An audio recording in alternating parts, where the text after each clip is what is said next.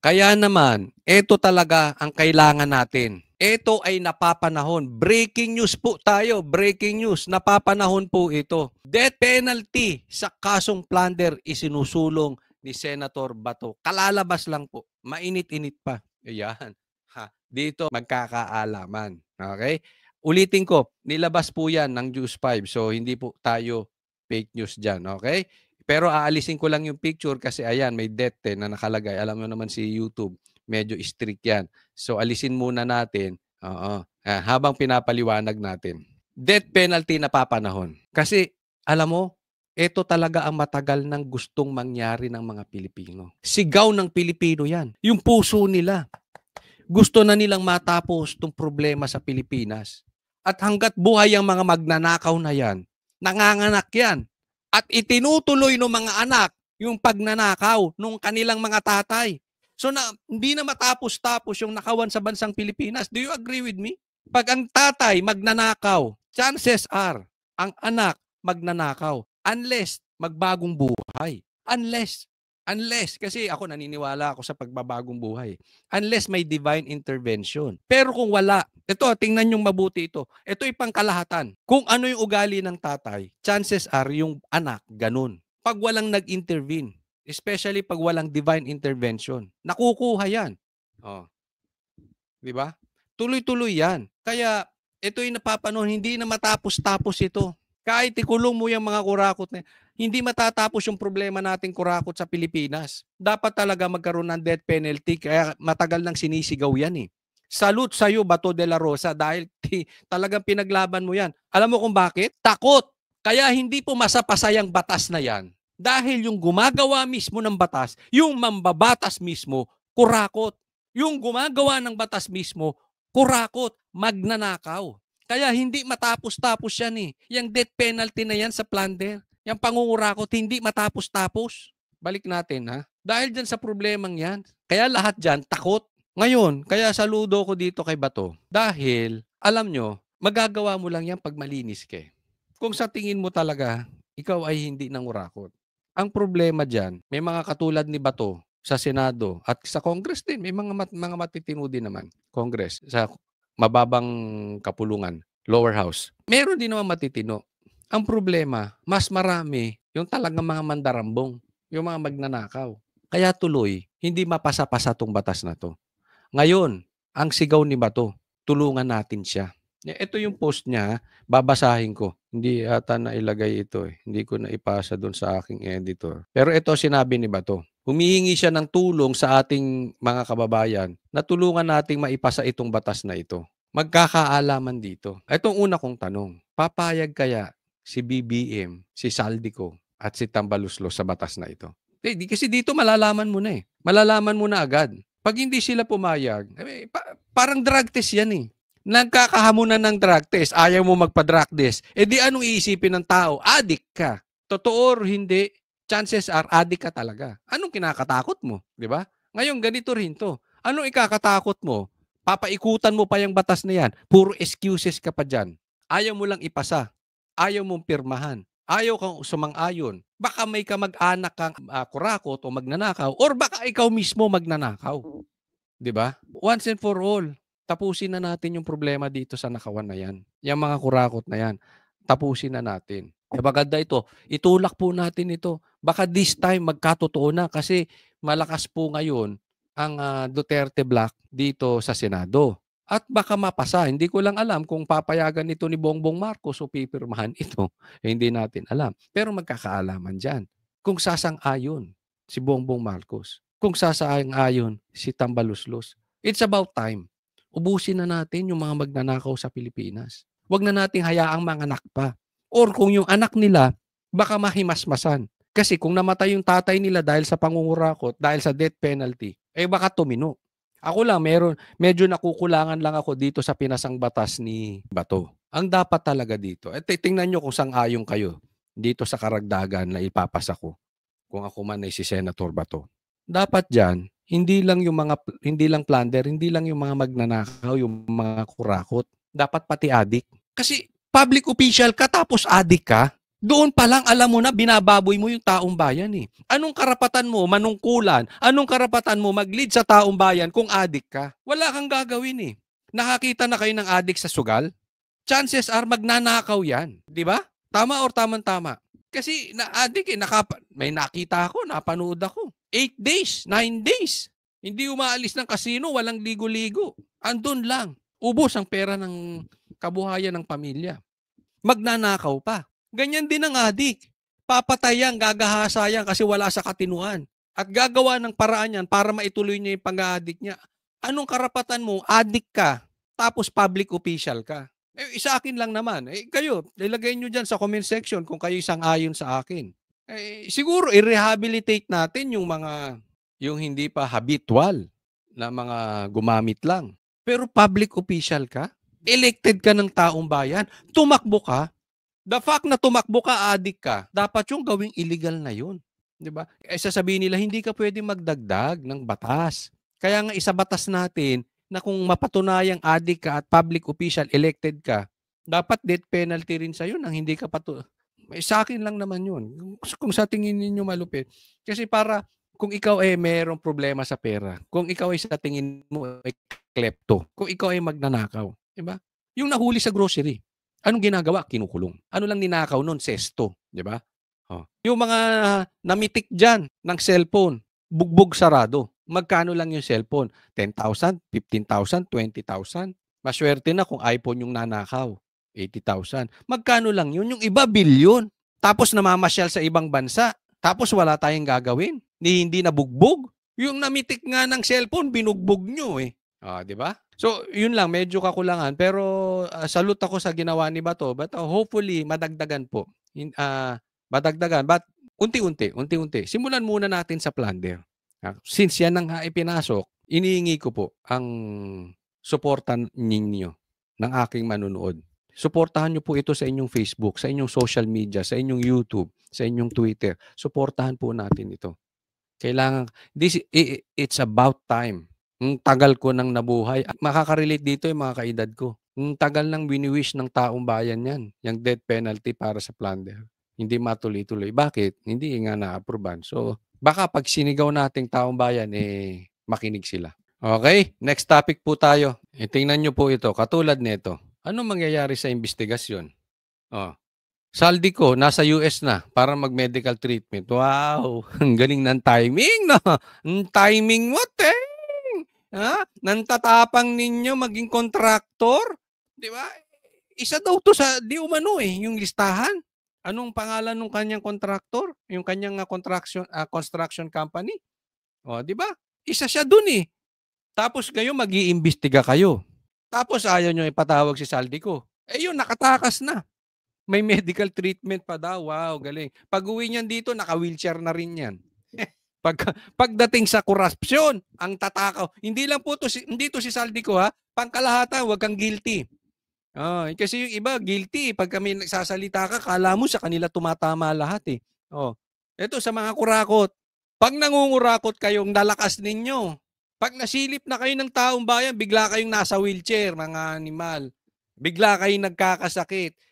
Sa bagay, pag hindi ka naman nagkasakit dyan, ewan ko na wala ka talagang konsensya, maisipin mo, kulong yan. Talagang malilintikan ka sa taong bayan. Alam mo, mahirap dito. Gaano kataas ka, ganun din kalakas ang bagsak mo. Kasi pagka nawala lahat yung yaman at kinuha yung yaman, hindi ko alam kung paano tatayo to. Di bali yung mga mahihirap, kuhanan mo ng konti, sanay sila dyan eh. Yung iba nga, isang kotse lang, masaya na. Yung iba nga, motor lang, masaya na. Pero yung may 40 kang sasakyan, 60 kang sasakyan, gawin mong 5 sasakyan yan, baka mag-suicide yan. Bakit? Sanay na sila eh. Magkakasakit. Tingnan mo, pag nangayayat. Yung mga bonjing, pag nangayayat, tingnan mo, na-depress yan. Tanong ko sa kamera, anong klaseng investigasyon ang gagawin ninyo kung wala si Saldico? Anong klaseng investigasyon ang gagawin ninyo kung wala hindi nyo papatawag, si Magalong? Dapat siya nagkaroon ng hold order. Di ba? Pumutok na yan eh. Ngayon, kung nauna siyang nakaalis bago pumutok yan, which I doubt, baka mamaya doktorin lang yung papel niyan eh. But anyway, let's give him the benefit of the doubt. Nakaalis bago pumutok lahat yung sitwasyon na yon for discussion purposes. Patawag nyo pabalik. Pambira, yung dating presidente nagawan yung paraan para kidnapin, dalin sa dahig. Si Roque, binigyan ninyo ng warrant kahit wala sa Pilipinas. Ginagawa nyo ng paraan. Ang dami, sino pa tong isa? Si Tebes. Nagawan yung paraan pauwi. Coach Oli, may kaso yun. May warrant yun. Hindi gawan nyo ng paraan. Senado, kung ayaw, hindi naman gagalaw yung Congress eh. Sa bagay, hindi pa pwedeng tawagin ng Senado kasi nagre-respetuhan sila. Dapat talaga gumawa ang Congress dyan. Patawag ninyo. Pag hindi umuwi, pa-issuehan nyo ng warrant of arrest. Ganun naman ang ginagawa sa hearing, di ba? Ang tanong, ba't hindi nyo ipatawag? Abante! Ano yan, drama? Kaya kababayan ko, kaya sinasabi ko sa inyo, huwag kayong maniniwala. Be very wise, ha? Mga kababayan natin. Niloloko tayo dito. May drama po sa baha. Yung pagdikit nila, yung pagbabato nila sa bahay ng Diskaya, pagsusulat nila doon, pagrarally doon, meron silang pinoprotektahang tao. Dapat ang batuhin ng bahay. Yung, hindi po tayo nagtatawag ng gulo, okay? Pero hindi ko maintindihan. Bakit mas galit tayo kay Diskaya kaysa mas galit tayo doon sa mga bossing na mga politiko? Wala tayong magawang paraan. Alam nyo, Congress, kayong lower house, kayong mga congressman, kung kayo talagay, sinasabi nyo wala kayong paliligtasin dito kahit sino. Gawan ninyo ng paraan. Pauwiin nyo to si Saldico. Hindi po natin pinagbibintangan si Saldico, okay? Para maliwanag lang. Pero kung yung iba nagagawa nyo ng paraan, kung gusto nyo ng credibility sa investigasyon nyo, otherwise, wala kaming nakikitang magandang patutunguhan yung investigasyon nyo kung hindi lang patutungo sa Duterte. Ito po, hahanapin nyo yung nakaraan. Ito, harap-harapan. Tumakbo, hindi nyo mapatawag. So nananawagan kami sa inyo, sa inyong mga congressman. Walang maniniwala, wala kayong credibility sa harap ng taong bayan sa mag-imbestiga dyan kung wala yung mga key people. Hanggat hindi nyo mapauwi si Saldico. Hanggat di nyo ginagawa ng paraan. Ipatawag ninyo. Pag hindi mo umuwi, isyuhan ng warrant. Ginagawa nyo sa iba.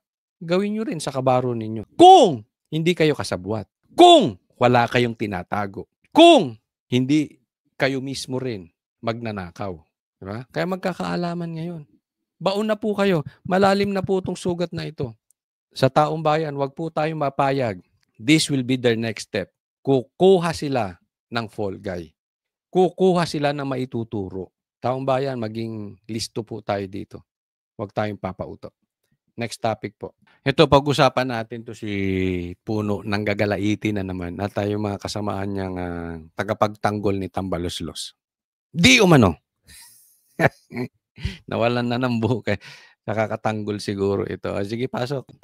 We are not trying to be difficult, Hindi kami nanggugulo dito, no? Ang problema namin talaga. Paano hindi kayo nanggugulo unang-una pa lang? Ha? Nagkakaroon ng investigasyon, ayaw mo pumayag ng investigasyon. Gusto mo ang mag-imbestiga diyan sa flood control projects, Kamara. At the get-go, at the very start, ayaw mong paimbestiga. Gusto mo kayo. Una pa lang yung motibo mo, questionable na eh. O, puntahan natin ngayon to. Ayaw namin tanggapin itong basurang trabaho, no? Tapos kami na naman ang masisisi. If we solve it, sasabihin na re-align namin yung buong budget. Kaya kinanana naman ng mga congressman yan. If we don't touch it, parang complicit na kami sa lahat ng kalokohan na kinikita namin. So ano naman, sala sa init, sala sa lamig eh. Ito ibig niya sabihin. Pag tinanggap nila yung basurang trabaho pinapasa kasi binalik eh. Okay? O kaya hindi nila ginalawan, kahit anumang gawin nila, pumunta sila sa kaliwa o pumunta sila sa kanan, masisisi sila. Diba? Alam mo kung bakit? Kasi nga, may problema kayo. Kailangan, kung gusto mo masolusyonan ng isang bagay, punta ka dun sa ugat. Bakit masisisi kayo ng taong bayan? Kasi ang problema, naandyan sa mga kasamahan ninyo. Hanggat hindi nyo mailabas yung sa tingin ng taong bayan, hindi kayo makapag-imbestiga. Kaya nga sinasabi ko sa inyo until such time, hindi nyo patawag si Magalong at hindi nyo bababalik si Saldico, yung tiwala ng taong bayan sa inyo, diyan sa ginagawa ninyo, wala. Same thing yan. Duda ang tao. Sa tingin nila, halimbawa, adik kayo at hinamon kayo magpa-drug test. Ayaw nyo magpa-drug test. Ang daming instances, evidence na adik. This is just an example. Tapos tapos tinawag pa ng dating presidente na adik, bangag. Tapos ayaw magpa-drug test. Anong gusto mong isipin ng taong bayan? Sasabihin mo, pag nagpa-drug test kami, sasabihin, dinaya. Pag hindi kami nagpa-drug test, sasabihin, adik. Di ba? Ayaw namin tanggapin yan. Excuses po yun. Yan ang tingin ng taong bayan.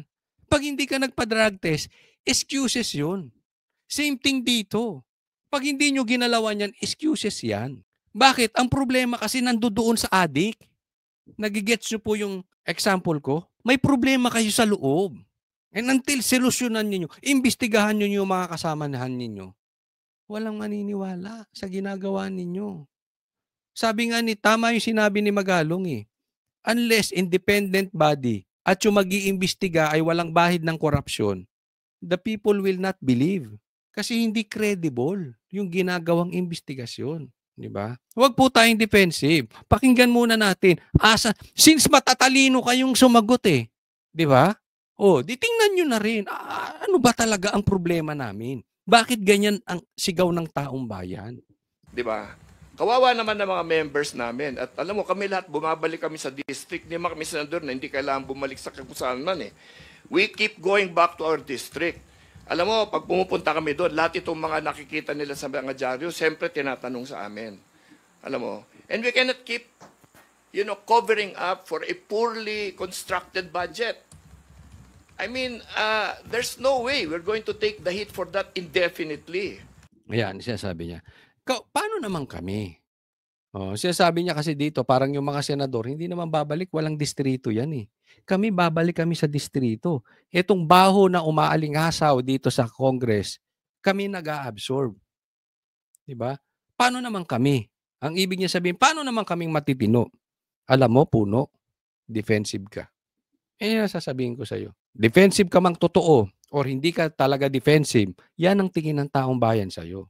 Defensive ka. Bakit? Tingnan mo si Pulong. Kahit anong bato sa kanya, hindi siya apektado. Diba? Ang daming mga congressman. Binabanatan ng Congress. Ang House, ang lower house. Hindi naman ganyan mag-react. May pagka-OA ka, Puno. Sa totoo lang, ang OA mo. Kasi kung hindi ka naman talaga nangurakot at binabanatan ng lower house, hindi dapat natutuwa ka. Instead na pinagtatanggol mo, ay, salamat. Yung mga kasamahan ko magnanakaw, mahuhuli na rin. Dapat ganyan yung puso mo Hindi ko maintindihan bakit tanggol ka ng tanggol kung hindi ka guilty. Diba? Tingnan mo example si Pulong. Nagre-react ba ng ganyan? Part siya ng lower house, diba? Ilang kayo dyan? 300 plus. Ilang kayong pumupuyok. Gumagalaw kayong parang guilty. Guilty man kayo or hindi guilty, bakit tanggol kayo bakit kayo tinatamaan? Bakit defensive kayo? Kasi Coach Oli, yan ang sasabihin. Sinabi niya kami babalik kami sa distrito namin. Binira kami ng binira. Siyempre, kahit di kami nagnakaw, damay kami. Hindi rin, huwag niyong gamiting excuse yan. Bakit? Si Pulong, hindi ba babalik sa distrito niya? Sa tingin mo, pagdating niya sa distrito niya, maniniwala yung distrito niya na nangurakot siya? Hindi. Bakit? Kita nila yung ebidensya Kung pagbalik nyo sa distrito ninyo, napakita nyo yung ebidensya, naayos nyo yung distrito nyo, yung distrito nyo mismo, ipagtatanggol kayo. Tama or tamang-tama. So huwag ka dapat matakot. Kung tama ang ginagawa mo, people will defend you. You don't need to react. Tingnan nyo si Sarah, binabanatan na ng binabanatan. Walang binabayarang vlogger si Sarah. I can attest to that. Pero pinagtatanggol ng taong bayan. Bawas-bawasan lang please yung pagka-OA. Bawas-bawasan yung pagka-defensive. Hindi sinabi na maraming magnanakaw sa lower house, ikaw na agad ang tatamaan. At pagbalik mo sa distrito mo, pagtatawanan ka. Pagtatawanan ka kung nangurakot ka. Pero kung hindi, alam ng distrito mo yun. Pag sinabing pulis, maraming loko-loko, dapat ba lahat ng pulis mag-guilty? Ilan pulis ang adik? Ilang pulis ang magnanakaw? Ilang pulis ang nangre-rape? Dapat lahat ng pulis magalit? Dapat lahat ng pulis mag-react katulad mo? Eh kung hindi naman ikaw yun. Same thing sa mga vloggers. Ang daming vloggers, hingi ng hingi. Nagpa-fundraising pa. Nagpapabayad. Fake news. Kung hindi ka affected, bakit? Dapat natutuwa ka. Puno. Matuwa ka dun. Kung hindi ka nangurakot, matuwa ka. Dahil yung mga kasamahan mo, magnanakaw, malapit ng katapusan. Ganun dapat. Ang puso mo hindi dapat sa kasamahan mo. Ang puso mo dapat nasa taong bayan. Ano yan? Pinagdidefend mong yan. Diba? And we're appealing to the speaker to allow us to just please return this. Diba? Return it. Para then they should think about it and give us a correct thing. Anyway, there's an instruction anyway to the Department of Public Works and Highways to, redo the whole budget. Hindi ba? Yun ang instruction eh. Oh. If they're gonna do that, that means we have to wait for that anyway. Di ba? So lahatin na lang. Anyway, sa akin, ang laki ng problema natin bansang Pilipinas na. Kaya gusto ko talaga matapos na tong death penalty. Maituloy ito. Anyway, yan eh. Kaya po, sa ngayon, ang talaga magagawa natin, maging matalino tayo. Especially sa DDS, pinapasukan tayo ng Trojan horse, pinapasukan tayo ng drama, pinapasukan tayo ng kaguluhan, nililigaw ang issue. No, wag po tayong papayag. Kung kayang pangalanan ni Bongbong Marcos yung 15 na kontraktor, dapat pangalanan niya rin itong mga politikong involved. Wag siya magtago sa palda ni Claire Castro. Ngayon, eto, balita ngayon. Oo, ang nagsimula nitong balita nito, yung PTV4, state-sponsored na media outlet. Sila po ang unang naglabas nito. Okay? So, sinugod di umano etong bahay ni Diskaya. At may mga pinagbabato, pinagsusulatan na magnanakaw. O yan. Nilabas po rin ito ng News 5. I-observe nyong mabuti. Kanina pa po ito, no? Bago lang, baka ngayon mas malaki na. Sa 3,000 na nag-like nito o nagtawa nito o nag-heart nito, sa 3,000 na engagement, 2,500 pinagtatawanan. News 5 to Hindi po ito channel ng DDS. Hindi po ito channel ng mga vloggers ng mga DDS. Hindi po. Media po. Nakakampi nila. Di umano. Alam naman natin, di ba? News 5 po. News 5. Pinagtatawanan yung balita. Bakit? Bakit po? Alisin lang natin habang dinidiscuss natin. Kasi sinugod po yung bahay ni Diskaya. Dahil sinasabi, kayo mga kurakot kayo. Basta sinisisi ang Diskaya dahil dito sa mga ghost projects at dito sa flood control projects. Okay? So yan po ang pag-uusapan natin. Aalisin lang natin kasi fina-flag ni YouTube pagka may mga ganyang mga graffiti Okay? Pero eto, mga kababayan ko, alam na ng mga Pilipino na talagang panliligaw ito. Kasi doon sa 3,000 engagement, 2,500 tumatawa. Anong ibig sabihin nun? Alam ng mga Pilipino na nililigaw ninyo ang usapin. Let me remind you, okay? Hindi po natin pinapawalang sala ang mga kontraktor. Hindi po natin pinapawalang sala sila Diskaya at mga katulad ni Diskaya. Pero maging maingat po tayo mga kababayan ko. Ang taong bayan, maging maingat tayo. Dahil itinuturo po yan dyan. Mapapansin ninyo ang galawan ng gobyerno. Yes, may kasalanan ang mga Diskaya. Naging sakim sila, nagpasangkapan sila. Di umano. Okay? Hindi ko po pinapawalang sala yan. Pero halatang halata, ginagawang fall guy ang mga kontraktor. Kasi kung walang mananagot na mga public officials, mga kaibigan ni Bongbong Marcos, mga kaibigan ni Tambaluslos, mga elected officials, hindi naman maglalakas ng loob itong mga to. Even the DPWH, hindi yan maglalakas ng loob kung hindi may politikong backer yan. Huwag na po tayong maglokohan. May politikong backer yan. Dapat merong makulong, merong maparusahan, merong mapanagot na mga politiko. mga elected officials. Yes, makulong dapat yung mga sekretaryo, yung mga DPWH na guilty, yung mga contractor, yes, guilty. Pero tingnan nyo, tinuturo sila. Anong nilabas ni Bongbong Marcos? Ang lakas ng loob niya, nilabas niya, di ba? 15 mga kontraktor. Doon pa lang duda na ako eh. Alam mo yung galawan ni Marcos, lagi akong duda dyan. Ang tingin ko dyan kay Marcos, lahat ng gagawin niyan, parang inililigtas yung sarili. Tingnan nyo mong nangyari. Nilabas na yung 15 contractors. Pero hindi niya pangalanan. Hinahamon siya. Pangalanan mo. Sabi ni BP Sara, kung papangalanan mo yung mga yan, tapos na yan isang araw pa lang. Pinangalanan mo nga. Kinaya mo nga pangalanan yung mga contractors eh. Tapos sasabihin nyo ngayon, hindi ganyan si Bongbong Marcos kasi may due process.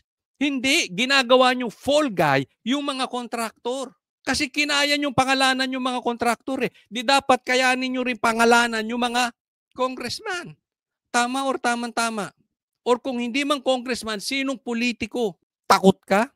Duwag ka? Kaya wag po tayo magpapaniwala. But anyway, sa tingin ko naman, hindi naniniwala ang taong bayan eh.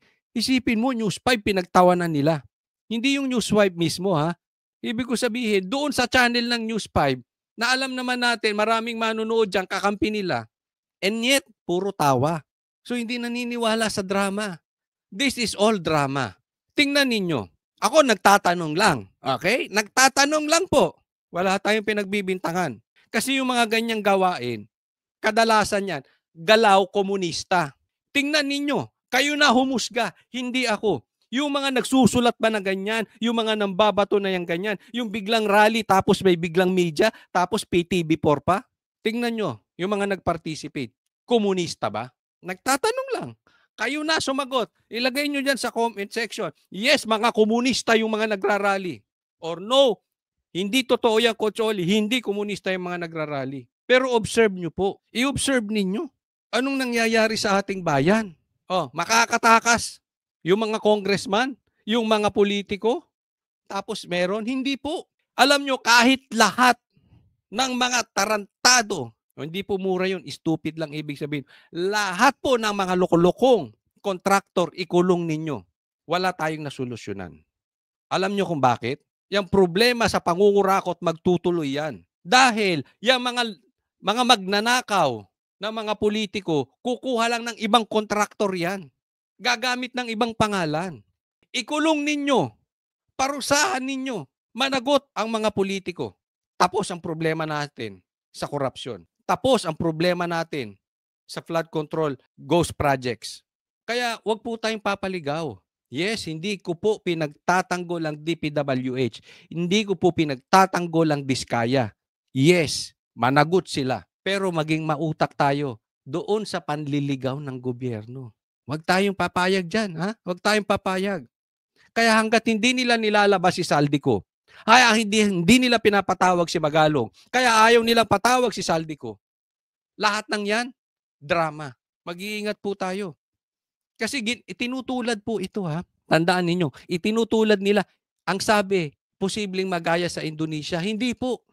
Kasi nagkagulo sa Indonesia, pinagbabato yung mga kurakot. Hindi po. Sa Indonesia, mga pinagbabato yung mga opisyal. Ito, Paul Guy. Maging matalino po tayo dito mga kababayan ko Huwag tayong papauto. Yan ang style nila. Even to us DDS, anong style nila? Nagpapapasok sila ng Trojan horse. Be very careful on that. Okay? Ito style nila, kunwari meron silang ipinapako. Kunwari nagtatrabaho sila. Kunwari sinusolve nila ang problema. Yung pala, ang totoo niyan, nililigtas nila ang sarili nila. Because Marcos is supposedly guilty. Directly or indirectly, because he is the president, siya ang pumipirma niyan. Nangyari yan on his watch. Dapat managot din si Bongbong Marcos. Huwag tayong papayag dito mga kababayan ko. So, huwag natin sakyan yung mga nagrarally-rally na yan. Again, ulitin ko yung tanong ko. Tingnan nyo yung mga nagrarally. Komunista ba o hindi? Tanong lang.